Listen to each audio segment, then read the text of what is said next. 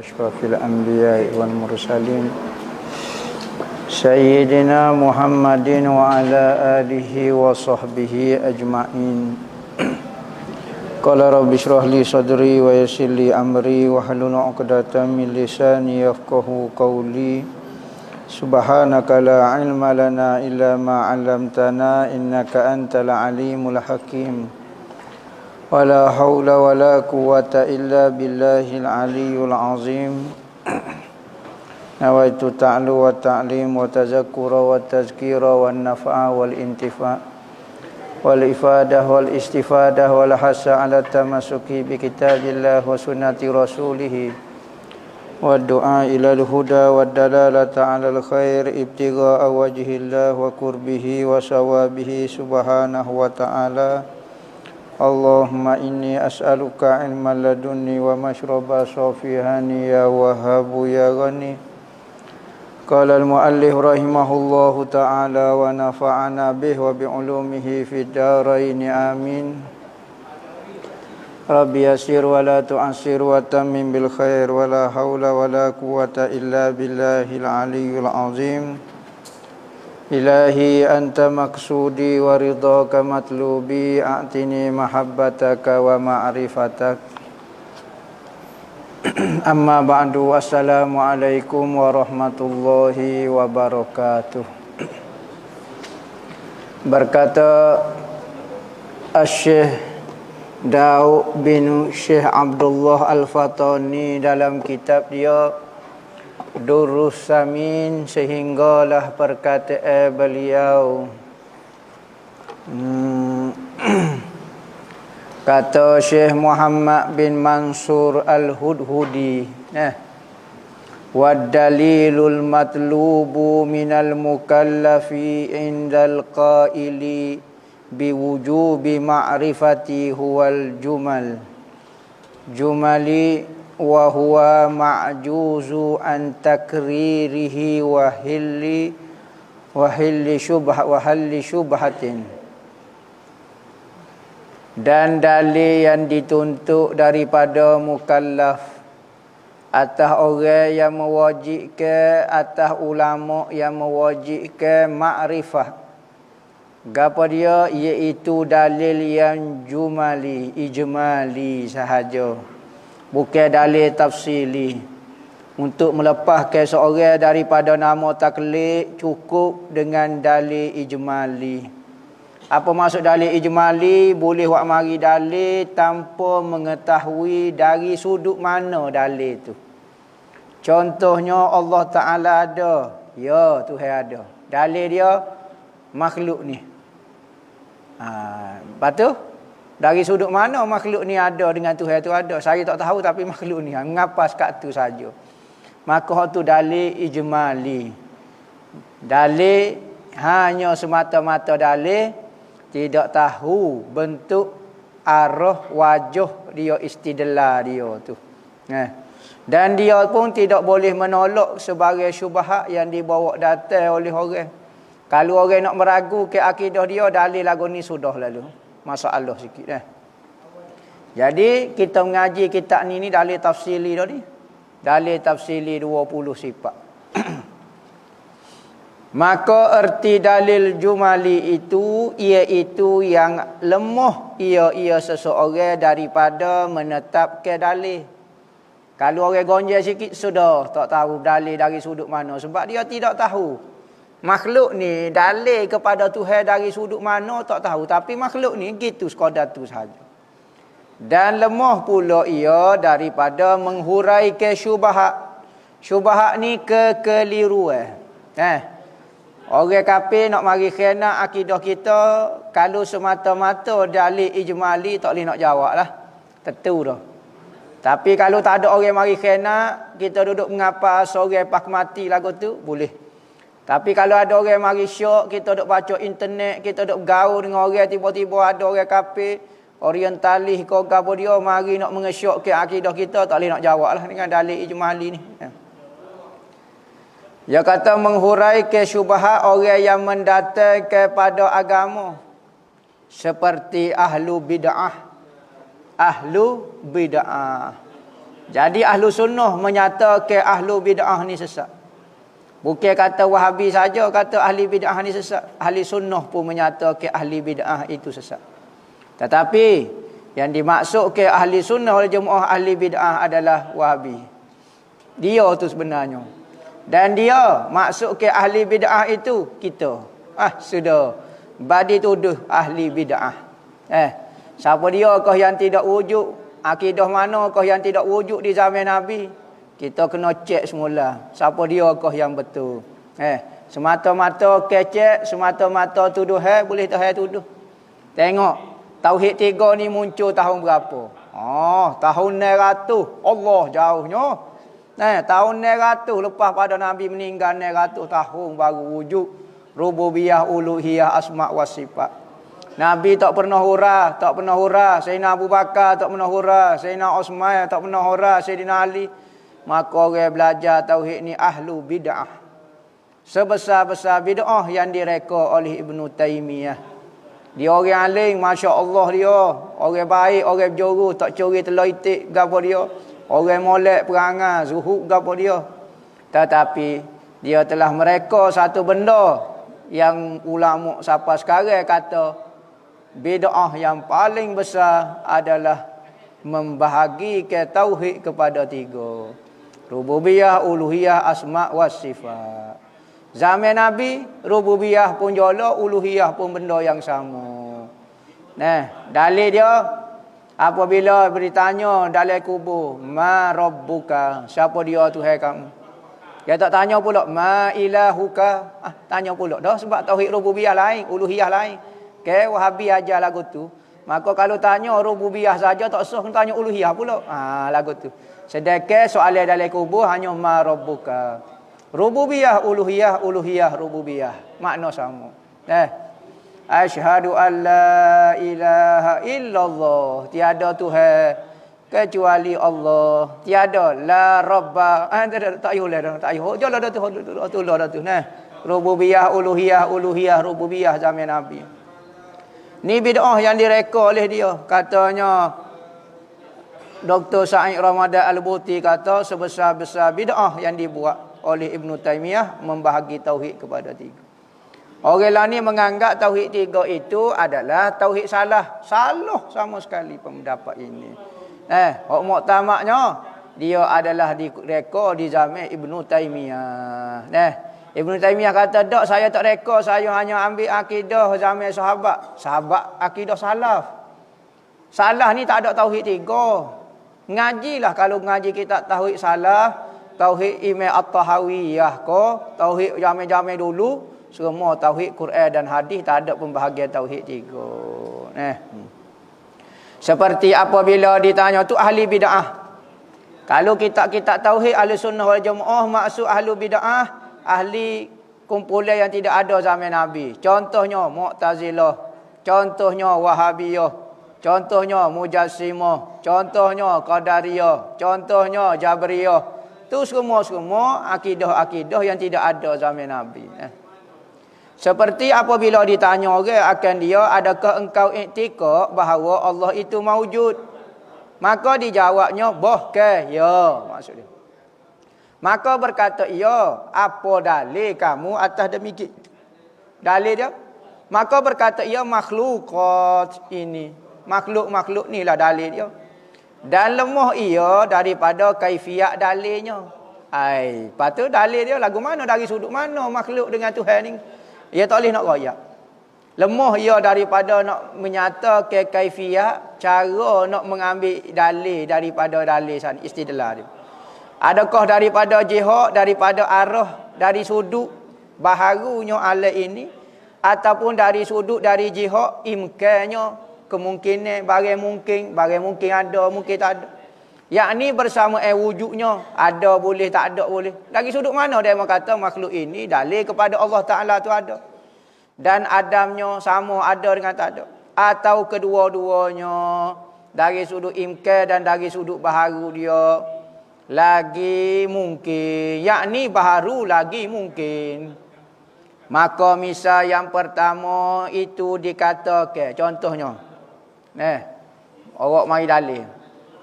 Al-alamu hadisun wa kullu hadisin lahu sani'un fal alamu lahu sani'un. Artinya alam ini baharu. Hak ni dalil dari sudut jihad baru.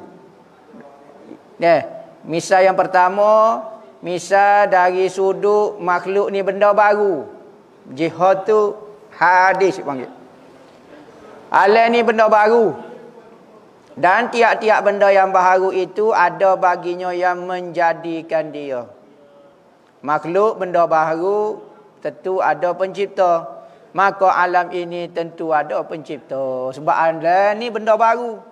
Tu istidlal dari sudut alam ni benda baru. Maka adalah pencipta dia.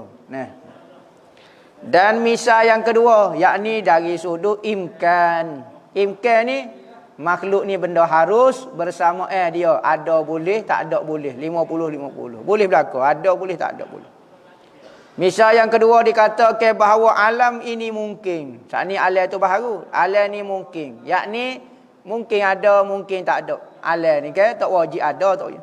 Dan tiap-tiap mungkin lahu sani'un. Bahasa ikut Arab. Tengok-tengok tu. Kabar-kabar ayat Arab.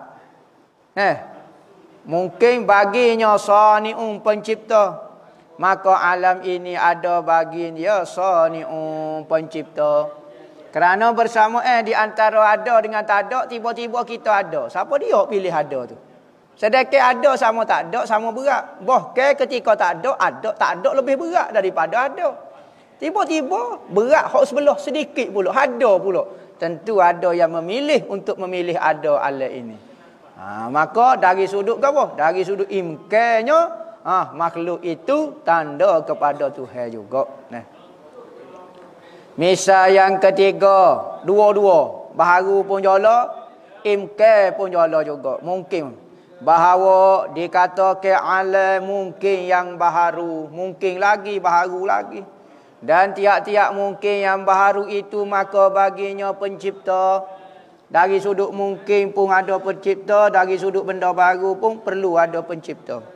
Maka jika ia tahu yang demikian itu maka dinamakan arif dah. Bukan dipanggil muqallid dah, tak dosa dah. Arif sini arif menurut ilmu tauhid, bukan arif billah. Orang-orang wali tu arif billah dalam Allah. Bukan arif saja. Dan dapat menghuraikan syubhat. Jadi orang kafir nak mensyubhatkan kita tak boleh. Sebab kita jawab dengan huraian yang jelas. Ada orang tak sembah Tuhan, tak ada Tuhan. Bagi dia alam ini adalah semula jadi, natural. Tabi'i dipanggil. Seperti orang ngaji sains. Menyatakan alam ini adalah benda semula jadi. Yang berubah, yang baharu, yang timbul, tenggelam adalah makhluk ni. Matahari tetap matahari. Dunia tetap dunia. Tumbuh pokok, tumbuh pula. Maka mati manusia, timbul lain pula. Hak dalam dia benda baru. Alam ini semula jadi. Pulihnya fikir aku tu. Tengok, ni orang tabi'i dipanggil. Orang natural. Orang tak tahulah. Orang semula jadi dipanggil. Dah sebab dia tabiat dia kata. Lepas tu yang mematikan kita ad-dahru. Masa sahaja. Dia demo 100 tahun matilah. Siapa dia mematikan demo? Masa 100 tahun telah mematikan demo kerana terlalu tua. Tu. Naik orang lain pula. Gitu saja, maka timbul macam-macam. Orang dalam nak mengenal makhluk Tuhan dia, maka macam-macam. Maka ada orang tak ada Tuhan dipanggil etis. Etis ni tidak ada Tuhan, ada diri saya. Ramai orang bijak pandai akhir sekali jadi etis. Kerana apa? Kerana dia tak percaya belaka. Teori-teori orang tak percaya sebab saya orang bijak, maka akhir sekali saya percaya pada diri saya. Tuhan pun tak ada juga. Ada hanya diri saya. Dan menetapkan dalil tafsili namanya bukan dalil jumali lagi. Maka dalil jumali itu dapat kebanyakan manusia menetapkan dia. Dalil jumali boleh umum orang kata. Mana dalil Tuhan ada, ni makhluk ada. Sekadar tu ya. Nak tafsir macam saat ni tak boleh. Waktu dalil tafsili dah. orang tu dapat arif dah. Dalil jumali pun lepas dah daripada kalimah orang mukallid dapat arif dah. Seperti gembala kambing dan gembala unta dan orang dusun. Orang pera kambing, pera unta, pera lembu, pera ayam, pera serati, pera arnak, ikutlah pera berapa dia pun. Dan orang dusun, orang kebun, orang kampung, orang desa, orang pekan, orang jalan belakang tu. Orang bandar, orang metropolitan, orang belakang tu. Adalah mereka itu apabila melihat sesuatu yang ajib-ajib, yang pelik-pelik, yang menakjubkan. Takjub ni asal kata alimah ajibah. Takjub, ajib. Benda yang mentakjubkan. Apa tu? Berkata ia subhanallah. Apabila terkejut tengok. Tengok kebesaran, tengok benda pelik. Subhanallah. Ada orang sebut lagu tu, ada orang sebut, oh my God, awesome. Tengok macam kau bukan dia, awesome kau panggil apa dia. Macam-macam sebut ada orang. Siapa yang menjadi ke ini? Subhanallah, siapa dia buat ni? Kadang-kadang terlepas daripada. Maka otomatik orang-orang kampung akan faham semua kejadian ada pencipta. Begitu saja. Yakni tiada yang menjadikan dia melainkan Allah, telitah secara semula jadi.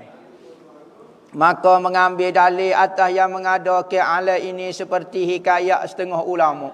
Ada cerita daripada setengah ulama, ia bertanya, orang Badui Arab, akan apa kamu ketahui akan Tuhan kamu? Seorang ulama bertanya kepada orang Badui. Badui ni kalau orang Arab, orang kampung, orang rumah pun tak ada, dia duduk pindah ganda. Dia duduk dalam kemah. Bawa anak bini, bawa habis poyuk, dapur gas apa semua atas hutan lagu tu. Maka dia jalan pada pasir, dia tengok tempat ada subur sikit, ada oasis tu, ada air, dia pergi topok situ. Kering air tu, dia pergi pindah pula, tak ada rumah penempatan.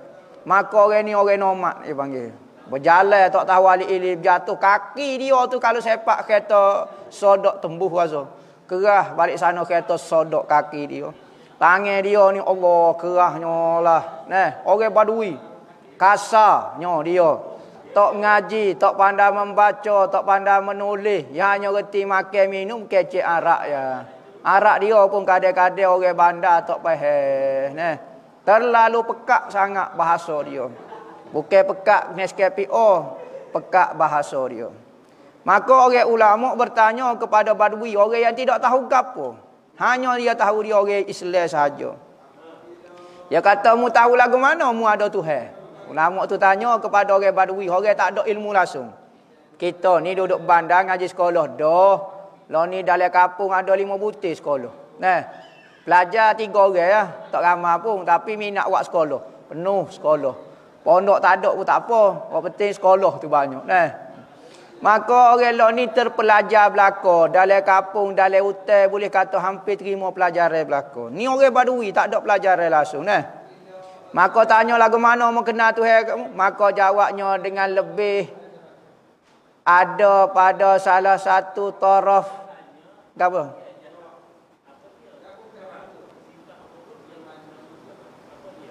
Dengan lebih pula.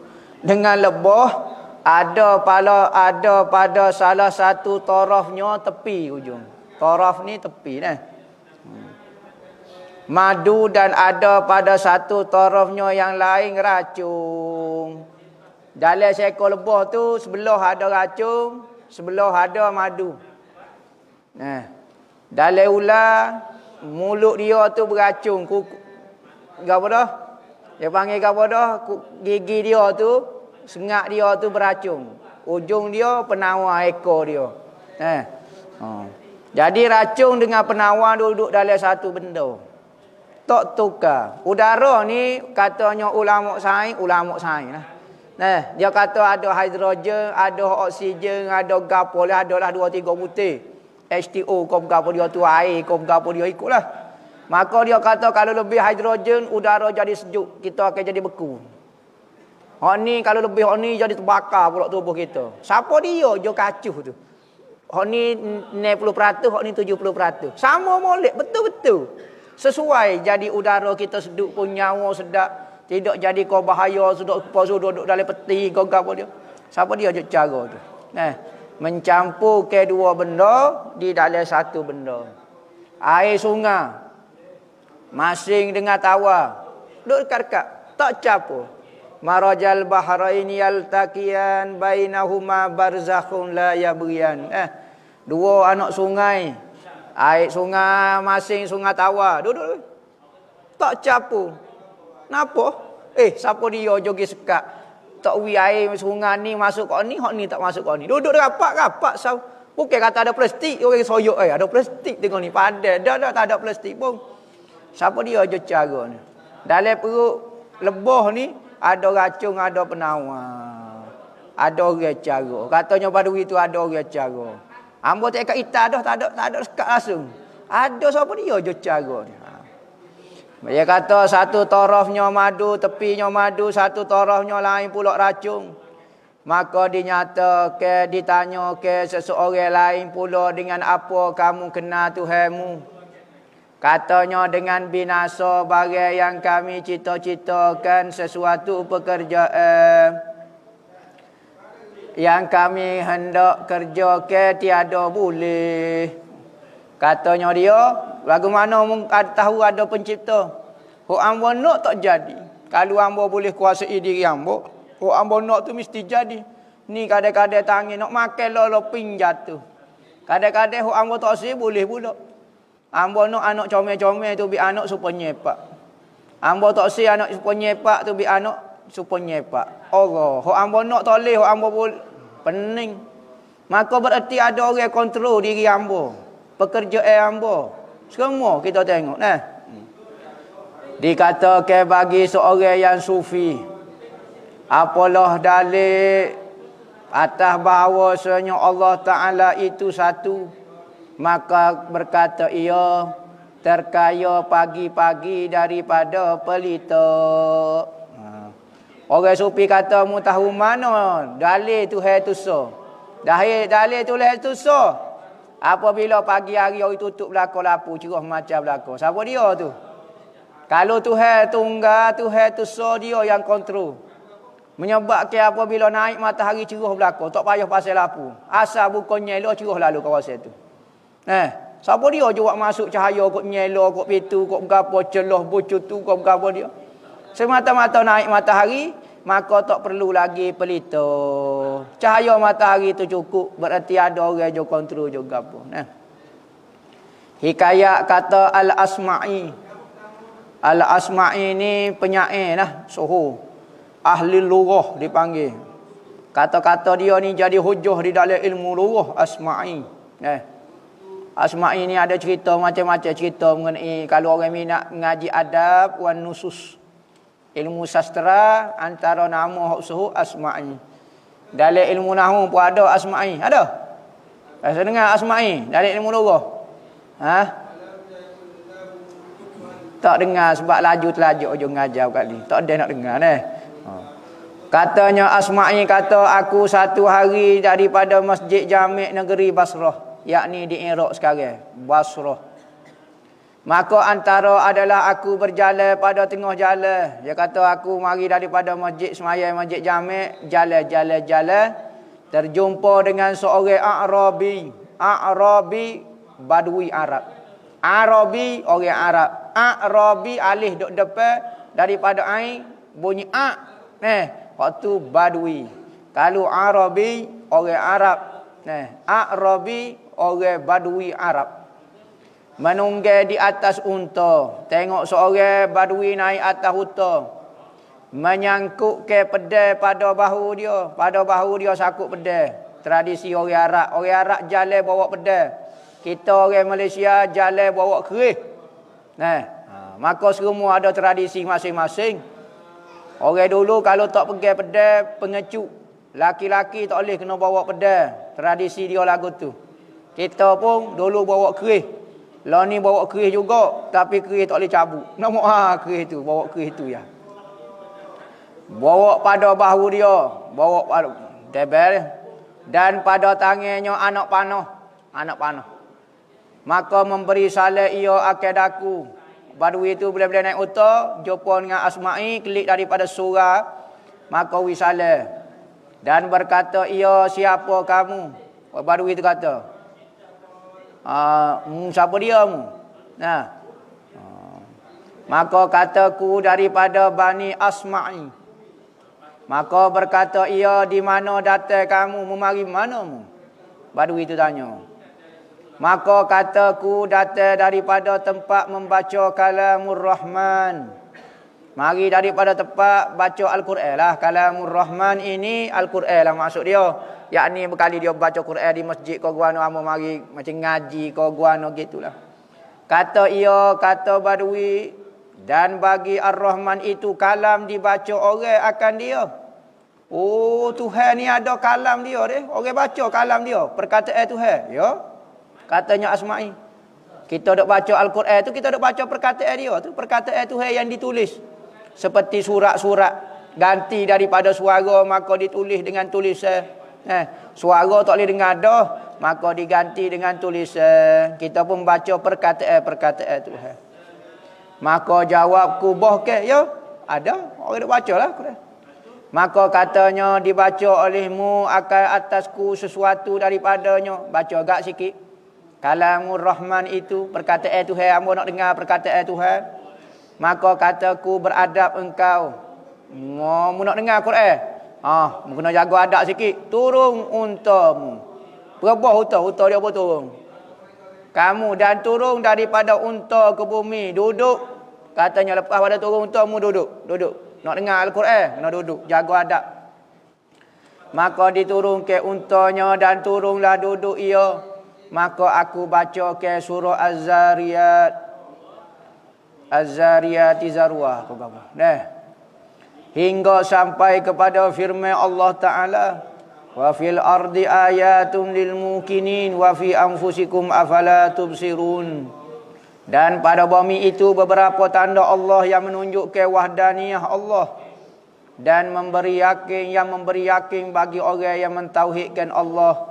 Dan pada diri kamu adakah maka tiada kamu lihat. Untuk perhati kau apa yang ada pada diri kamu. Maka apabila sebut ayat tu berkata A'rabi orang Badui saat ni, itu telah benar Ar-Rahman pada firman-Nya. Betul sungguh. Apa yang Tuhan sebut tu betul sungguh. Tanda ketuhanan tu betul sungguh. Diri kita sebagai tanda Tuhan. Firman-Nya dia kata tahi unta menunjuk ke ada unta. Betul sungguh. Kalau kita tengok ada tahi unta tu mesti ada unta. Kita buka pintu tiba-tiba tengok tahi kucing. Tak ada orang mikir berkali jatuh atas langit, tak ada. Mesti dia kata kucing mana mari buat perangai pecah pedas sini. Kita tahu mana kita nampak tak nampak. Ada orang mana tu tahi kucing menunjuk ke adalah kucing. Tak ada orang kata ni tak kucing ni orang buat perangai. Tak ada. Kucing-kucing. Dan mana? Unta, taik unta menunjuk ke ada unta. Dan bekas telapak kaki kesel kita jerit tu menunjuk ke ada orang yang berjalan. Kita tengok tepi patah ada orang kesel telapak kaki. Ada orang jalan. Tak ada orang tanya. Gapo dia betul tu Macam gapo dia? Ada orang, mana ada? Kita tak nampak pun ada orang. Orang tak kecek lagu tu. Tak ada orang tu kaki dia. Mana? Tak ada. Oh, tak boleh kecek lah. Kaki menunjuk ke ada orang. Maka langit ada burus tempat jalan bulannya, tempat ada belakang. Di langit ada burus dia. Burus ni tempat laluan bulan-bulan, bintang-bintang. Dia perjalanan dia, Burus belantik, burus goni. Ada beberapa jenis burus. Kumpulan-kumpulan bintang tu bentuk-bentuk dia macam-macam. Ada 12 dipanggil. Bintang apa dia zodiak kau dipanggil nama ada apa dia macam-macam lah. Ada Sagittarius, ada Leo, ada Scorpion. Ada apa dia tak tahulah nama dia. Maka bulan-bulan bintang lagu tu ada. Dan bintang-bintang dan matahari dan bumi mempunyai perjalanan dia. Wasyamsu tajri li mustaqarril laha dan matahari berjalan di atas paksi dia, atas jalan dia. Bukan kata bumi berputar, matahari juga berputar. Nah. Dan laut yang mempunyai ombak, laut ke gerak ombak. Tiadakah menunjuk ke atas Tuhan yang latif lagi khabir. Tuhan yang maha lemah lembut dan maha khabir, maha hebat. Khabir ni orang yang banyak ilmu. Kita panggil mahir. Kalau kita nak ayat demo ni mahir. Ente khabir. Ente khabir. Bukan khabis. Khabis tu muka lain tadi tu. Ente khabir. Namu ni bisa sungguh. Indakum khibrah. Mu ada pengalaman. Khibrah ataupun khabir. Orang yang sangat meluah, sangat mahir. Nanti panggil khabir. Antara sifat Tuhan khabir. Maka tak kalau aku baca wa fis sama'i rizqukum wa ma tu'adun. Kata ia, ya Asma'i, aku tanyai akan kamu dengan nama Allah. Ini kalam Ar-Rahman. Ni kalam Tuhan juga. Maka kataku, boh ke, ya kalam Tuhan.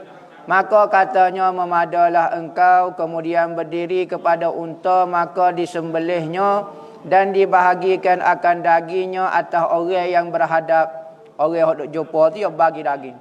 Suka tak suka dia, dapat dengar kalam Ar-Rahman, bangun, dia sembelih unta dia, pakai sembelih situ, pakai bagi daging tak. Dan orang yang pergi, orang mari, orang pergi, orang beradab, orang mari, orang pergi, maka bagi. Kemudian maka dipatahkan pedangnya dan anak panahnya, kemudian ditanam pada bumi. Patah semua tanah. Dan berkata ia, ya wailah, bahasa Arab tu.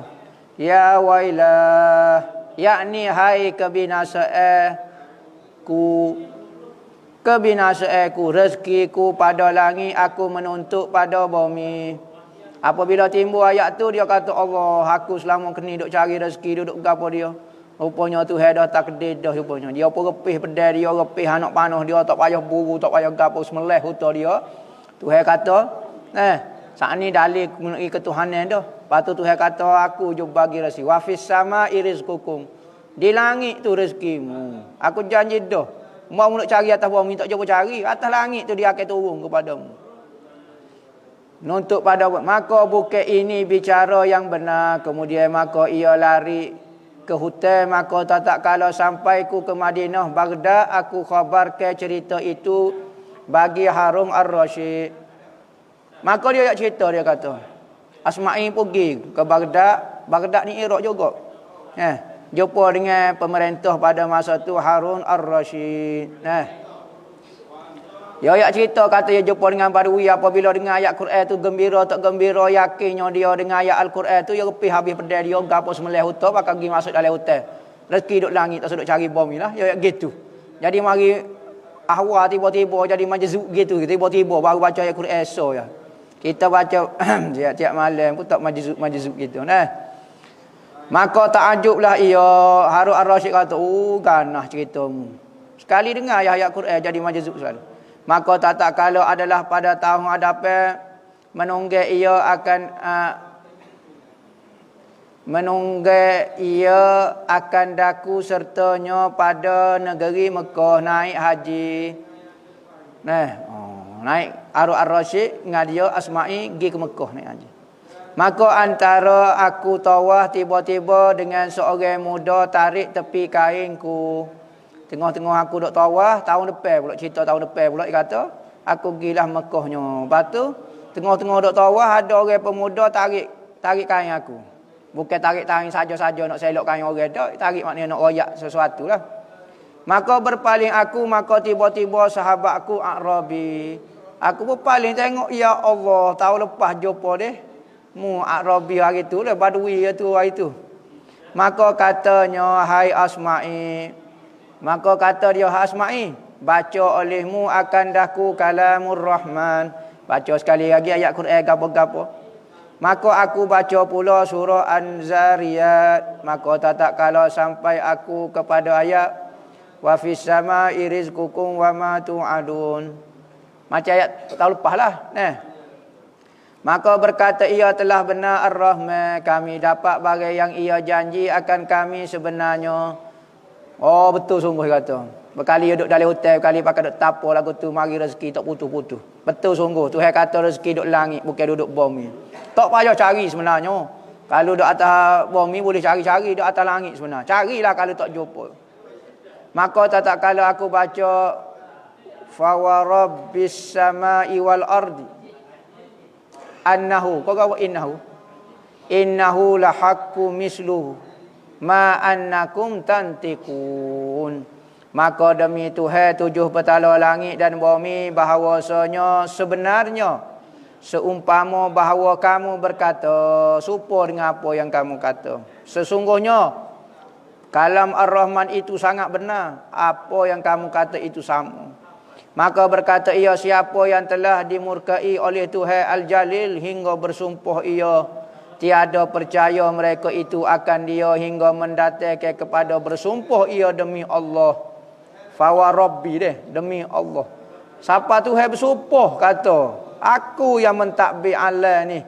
Langit, rezekimu berada di langit. Mu tak percaya ke aku, demi Allah yang mentadbir. Siapa Tuhan bersumpah? Katanya Badui ni kakah mana jadi tak yakin dengan Tuhan. Siapa Tuhan bersumpah dalam Quran dia. Ia kira tak tahu. Jadi dia dengar ayat tu, weh siapa Tuhan nak bersumpah. Patut tak payah bersumpah. Oh kakah manalah tak percaya. Gitulah ini ayat. Jadi Badui ni sekalipun dia tak boleh baca Quran, orang baca depan dia zuk lalu. Sebab dia memahami bahasa Arab. Seorang Badui semaya belakang Nabi baca wattakhazallahu Ibrahim khalila. Tuhan telah mengangkat Nabi Ibrahim sebagai kekasih dia. Tepik pada itu. Ya Allah. Tahniah, bangganya, bertuahnya wahai Ibrahim. Dia tak tahu siapa dia Ibrahim. Oh bertuah siapa dia lah Rasulullah. Allah Ta'ala ambil dia jadi khalil. Dalam semaya. Tepik dia dengan ayat tu. Kita tak tahu apa. Ayat bab Fir'aun kau bab gapo dia tak ada masalah kita.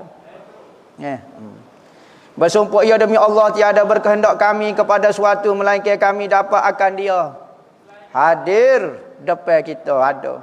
Kemudian mengesok ia suatu esok. Ngesok ginilah macam esok. Jatuh ia pensel mengisok. Ngisuk. Jerit ke? Jerit gini. Oh, jerit gini. Ngisuk bunyi. Tu ngesuk. Nampak? Bukan ngesuk. Kalau ngesuk tu jadi tak boleh nyawa. Ni ngisuk. Ngisuk ni menangis terisak-isak. Bukan esok baru nangis. Maknanya mengisuk-ngisuk. Jatuh pesel. Maka kami gerak akan dia, maka tiba-tiba mati dah. Tengok. Dengar dua kali ke ayat Quran? Iman dia naik berapa? Kita kau dengar, kau serabut. Kau turun. Masalah. Maka mengambil Amirul Mukminin pada pekerjaan tajhiz urus mayat tu. Maka Harun Ar-Rasyid cara ke mayat tu. Dan menyembah ia ke atasnya dan ditanam sendirinya. Maka hasil daripada perkataan ini bahawa fardu ain wallahu a'lam.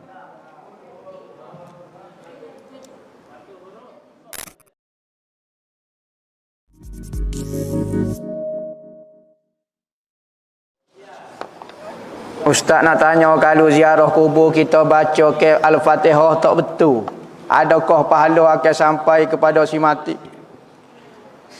Siapa pahala hak betul dah lah, hak tak betul tak boleh pahala lah. Hak boleh pahala tu maka kita sedekah. Misalnya Al-Quran Al-Fatihah ada 7 ayat, 2 ayat salah, 5 ayat betul. Jadi boleh pahala 5 ayat tu sedekah ke dia. Gitu nah. Apa rahsia Sayyidina Khalid Al-Walid tak pernah kalah dalam peperangan? Tak tahulah. Sayyidina Khalid Al-Walid ni terlalu licik, terlalu hebat, terlalu bisa, terlalu ganas dalam bab perang. Sehingga kadang-kadang Rasulullah bimbang nak atas Sayyidina Khalid Al-Walid dalam peperangan kerana akan banyak berlaku pembunuhan. Bisa telajak dia. 100 orang. Mati berlaku masalah. Kalau dia katak dengan ulu pedai pun tak apa lagi, balik pokok cobong tak. Sayyidina Khalid Al-Walid ni kalau perang dengan dia tentu mati. Pada masa pembukaan kota Mekah. Lorong hok dia pegang, dia masuk lorong ni. Ramai kemai mati. Jadi Rasulullah kata sudah Khalid Al-Walid, dia tu gak nak mati di medan perang. Nak mati syahid lah, pahala syahid mati. Tak. Kerana hikmat dewa sayap labuh dia, mati atas katil dia. Mati atas katil dia. Tak ada orang boleh mengalahkan dia. Maknanya mati tua, mati biasalah, mati atas katil. Dia nak mati perang jihad. Sebab dia Umi nak menang perang ni. Kacik. Demi sikit-sikit bangun selalu. Jadi apa dia rahsia dia tak tahulah. Boleh tiru juga ni. Jadi Khalid Al-Walid. Saifullahil maslul. Pedai Allah yang terbuka dan terhunu. Pedai kalau duduk dalam sarung, orang Arab tradisi dia tak siperang. Tapi kalau cabut gini, cring, sudah. Dia tubik lagu ni, orang debel. KJL nak cicir orang yang KJL dia. Maka dia dapat gelar Saifullahil maslul. Gapo dia kau hikmat dia tak tahulah hikmat dia. Takut pok ni waktu tubik pula ayat hikmat jampi Khalid Al-Walid pula macam-macam deh. Tak tahulah. Apa hukum wanita takbir raya? Boleh takbir raya, dapat pahala takbir raya. Tapi jangan takbir derah-derah lah. Takbir sesuai dengan keperempuannya dia. Takbir dengan anak-anak, takbir dengan gapo, tak apa, tak ada masalah apa. Apa hukum belajar ilmu hakikat? Ilmu hakikat ni syariat, tarekat, hakikat, makrifat. Maka belajarlah ilmu tu yang benar, jangan belajar salah. Wajib qada. Ilmu fardu ain macam kita ngaji ni, ilmu fardu ain dari sudut tauhid. Lepas dah masuk syurga dah. Maka ada orang tidak memadai dengan tu, nak satu benda lebih tinggi lagi. Satu kecapaian rasa di dalam agama, satu benda yang lebih tinggi daripada semata-mata mendapat nikmat-nikmat. Kalau kita jenis orang minat menghayati, maka dia nak sesuatu yang lebih tinggi daripada tu. Maka dipanggil ilmu hakikat. Perlu belajar supaya kita tahu ilmu hakikat yang benar dan ilmu hakikat yang salah. Apa maksud mengisbatkan zat Allah, mengisbatkan sifat Allah, mengisbatkan af'al Allah? Maksud dia zat Tuhan itu ada. Sifat Tuhan itu ada. Perbuatan Tuhan itu ada. Di dalam kita sebut la ilaha illallah, syahadah tu dia ada rukun syahadah. Antaranya apa maksud syahadah? Apabila kita mengucap la ilaha illallah, bermakna kita mensabitkan, menyatakan zat Tuhan itu ada. Kedua, dengan kita kata la ilaha illallah. Kedua, kita menyatakan Tuhan itu ada sifat-sifat dia. Ketiga, semua perbuatan ini adalah perbuatan Tuhan. Terbang isbat zat, isbat sifat, isbat af'al. Ketiganya, keempatnya mengisbatkan Sayyidina Muhammad. La ilaha illallah maksud itu rukun dia ada empat ni.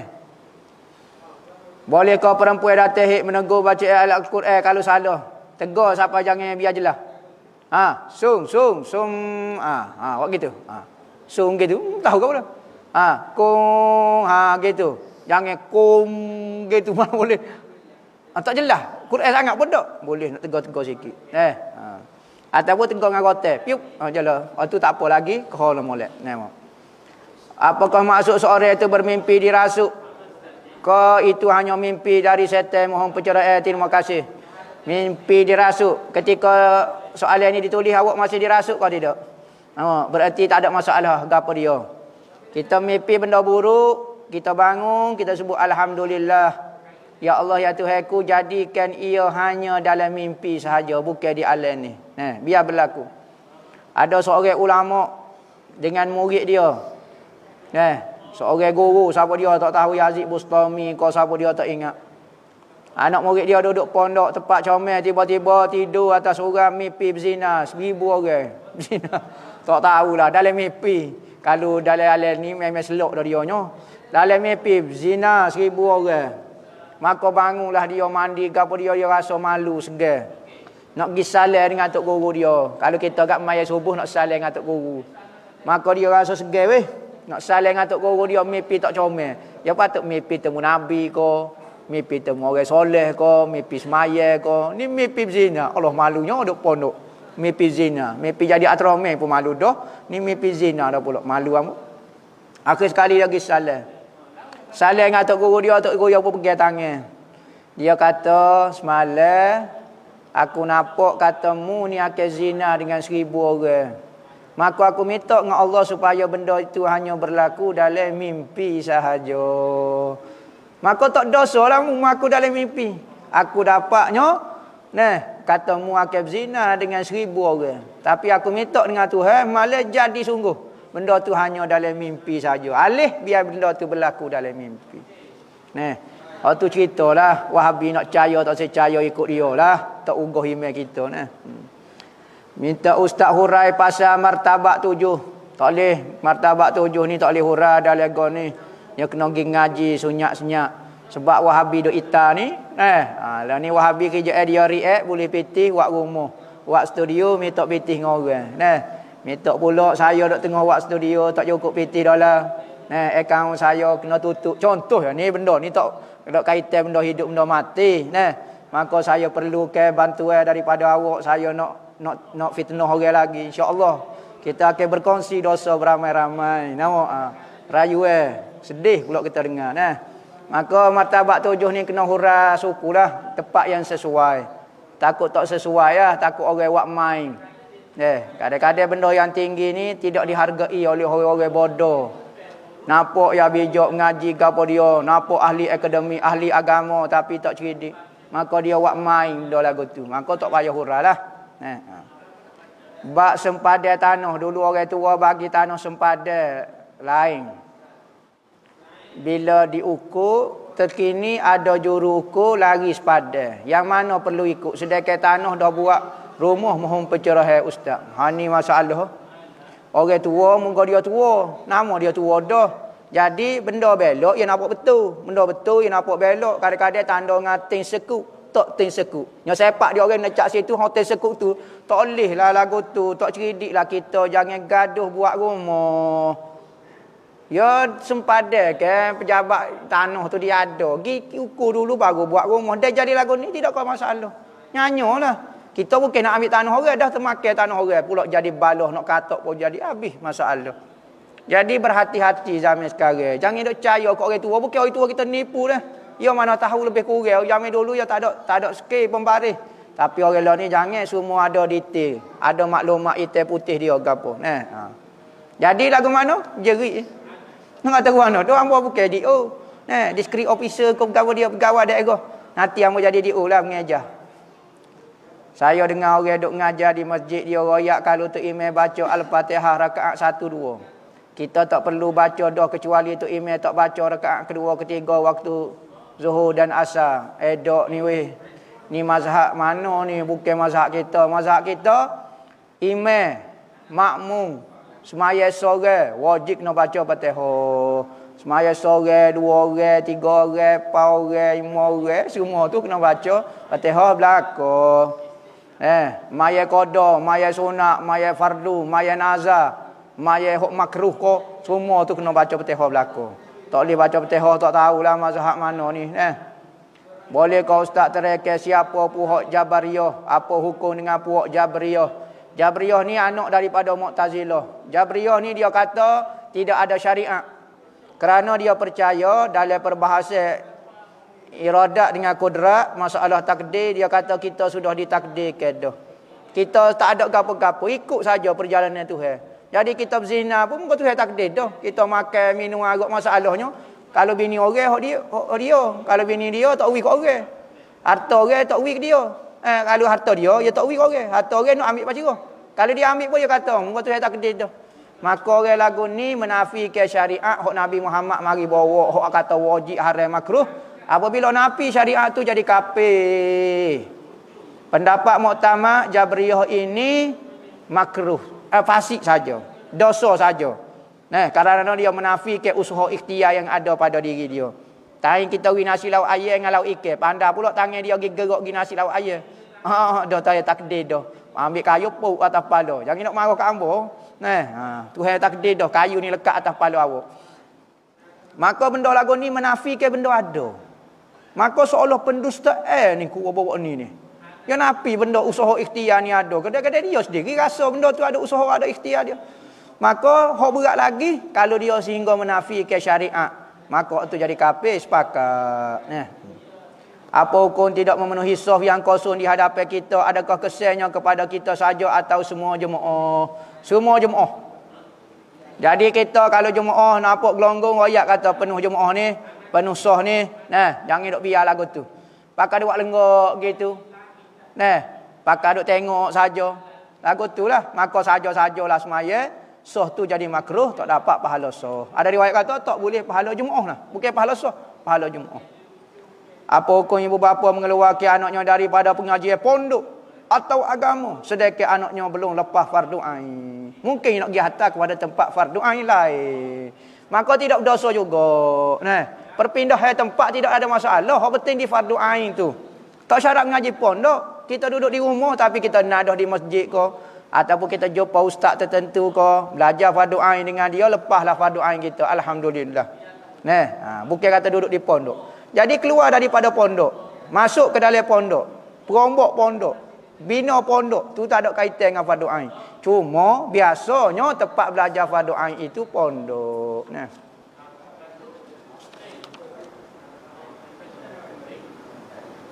Wallahu a'lam.